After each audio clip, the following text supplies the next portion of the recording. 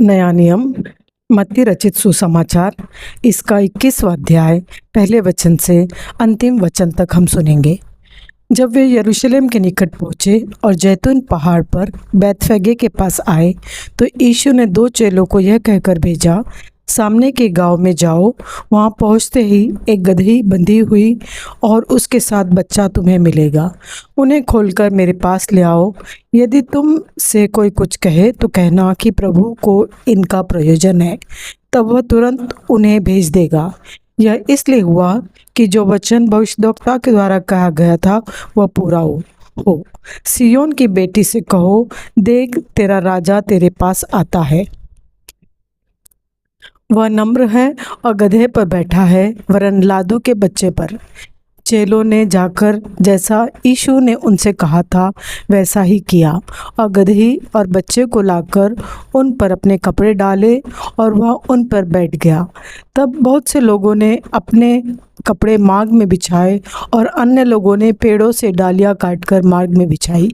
जो भीड़ आगे आगे जाती और पीछे पीछे चली आती थी, पुकार पुकार कर कहती थी, दाऊद के संतान को होशाना, धन्य है वह जो प्रभु के नाम से आता है, आकाश में होशाना। जब उसने यरूशलेम में प्रवेश किया तो सारे नगर में हलचल मच गई और लोग कहने लगे, यह कौन है? लोगों ने कहा, यह गलील के नासरत का भविष्यद्वक्ता यीशु है।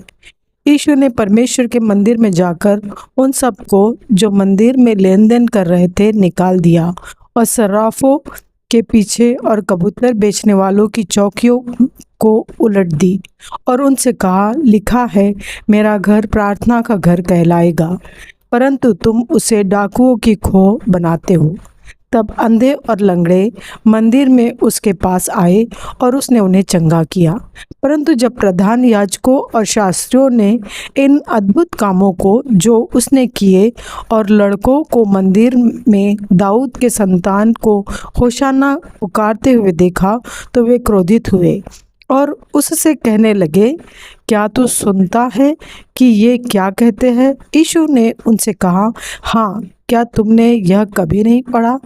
बालकों और दूध पीते बच्चों के मुंह से तूने अपार स्तुति कराई। तब वह उन्हें छोड़कर नगर के बाहर बैतनिय्याह को गया और वहां रात बिताई। भोर को जब वह नगर को लौट रहा था तो उसे भूख लगी। सड़क के किनारे अंजीर का एक पेड़ देखकर वह उसके पास गया और पत्तों को छोड़ उसमें और कुछ न पाकर उससे कहा, अब से तुझ में फिर कभी फल न लगे। और अंजीर का पेड़ तुरंत सूख गया। यह देखकर चेलों को अचंभा हुआ और उन्होंने कहा, यह अंजीर का पेड़ तुरंत कैसे सूख गया? यीशु ने उनको उत्तर दिया, मैं तुमसे सच कहता हूँ, यदि तुम विश्वास करो और संदेह न करो तो न केवल यह करोगे जो इस अंजीर के पेड़ से किया गया है, परंतु यदि इस पहाड़ से भी कहोगे, उखड़ जा और समुद्र में जा पड़, तो वह हो जाएगा। और जो कुछ तुम प्रार्थना में विश्वास से मांगोगे वह सब तुमको मिलेगा। वह मंदिर में जाकर उपदेश कर रहा था तो प्रधान याजकों और लोगों के पुरनियों ने उसके पास आकर पूछा, तू ये काम किसके अधिकार से करता है और तुझे यह अधिकार किसने दिया है?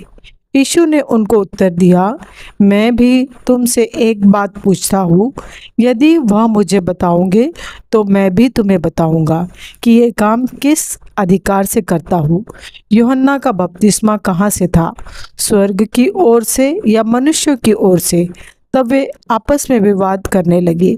यदि हम कहें स्वर्ग की ओर से तो वह हमसे कहेगा, फिर तुमने उसका विश्वास क्यों न किया? और यदि कहे मनुष्यों की ओर से तो हमें भीड़ का डर है, क्योंकि वे सब यूहन्ना को भविष्यद्वक्ता मानते हैं। अतः उन्होंने यीशु को उत्तर दिया, हम नहीं जानते। उसने भी उनसे कहा, तो मैं भी तुम्हें नहीं बताता कि ये काम किस अधिकार से करता हूँ। तुम क्या सोचते हो? किसी मनुष्य के 2 पुत्र थे। उसने पहले के पास जाकर कहा, हे पुत्र, आज दाख की बारी में काम कर। उसने उत्तर दिया, मैं नहीं जाऊंगा। परंतु बाद में पछता कर गया। फिर पिता ने दूसरे के पास जाकर ऐसा ही कहा। उसने उत्तर दिया, जी हाँ जाता हूँ, परंतु नहीं गया। इन दोनों में से किसने पिता की इच्छा पूरी की? उन्होंने कहा, पहले ने। यीशु ने उनसे कहा, मैं तुमसे सच कहता हूँ कि महसूल लेने वाले और वेश्याएं तुमसे पहले परमेश्वर के राज्य में प्रवेश करते हैं। क्योंकि यूहन्ना धर्म का मार्ग दर्शाते हुए तुम्हारे पास आया और तुमने उसका विश्वास न किया, पर महसूल लेने वालों और वेश्याओं ने उसका विश्वास किया। और तुम यह देखकर बाद में भी न पछताए कि उसका विश्वास कर लेते। एक और दृष्टांत सुनो। एक गृहस्थ था जिसने दाख की बारी लगाई, उसके चारों ओर बाड़ा बांधा, उसमें रस का कुंड खोदा और गुम्मट बनाए और किसानों को उसका ठेका देकर परदेश चला गया। जब फल का समय निकट आया तो उसने अपने दासों को उसका फल लेने के लिए किसानों के पास भेजा, पर किसानों ने उसके दासों को पकड़ के किसी को पीटा और किसी को मार डाला और किसी पर पत्थरवाह किया। फिर उसने पहलों से अधिक और दासों को भेजा और उन्होंने उनसे भी वैसा ही किया। अंत में उसने अपने पुत्र को उनके पास यह सोचकर भेजा कि वे मेरे पुत्र का आदर करेंगे। परंतु किसानों ने पुत्र को देखकर आपस में कहा, यह तो वारिस है, आओ इसे मार डाले और इसकी मिरास ले ले। अतः उन्होंने उसे पकड़ा और दाख की बारी से बाहर निकालकर मार डाला। इसलिए जब दाख की बारी का स्वामी आएगा तो उन किसानों के साथ क्या करेगा? उन्होंने उससे कहा, वह उन बुरे लोगों को बुरी रीति से नष्ट करेगा और दाख की बारी का ठेका दूसरे किसानों को देगा जो समय पर उसे फल दिया करेंगे। यीशु ने उनसे कहा, क्या तुमने कभी पवित्र शास्त्र में यह नहीं पढ़ा, जिस पत्थर को राजमिस्त्रियों ने निकम्मा ठहराया था वही कोने के सिरे का पत्थर हो गया।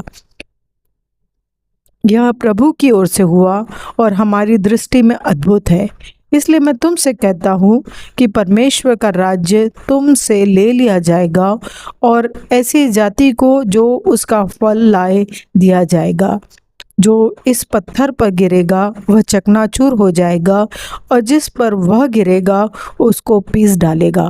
प्रधान याजक और फरीसी उसके दृष्टांत को सुनकर समझ गए कि वह उनके विषय में कहता है, और उन्होंने उसे पकड़ना चाहा, परंतु लोगों से डर गए क्योंकि वे उसे भविष्यद्वक्ता मानते थे। यह परमेश्वर का वचन है। परमेश्वर का धन्यवाद हो।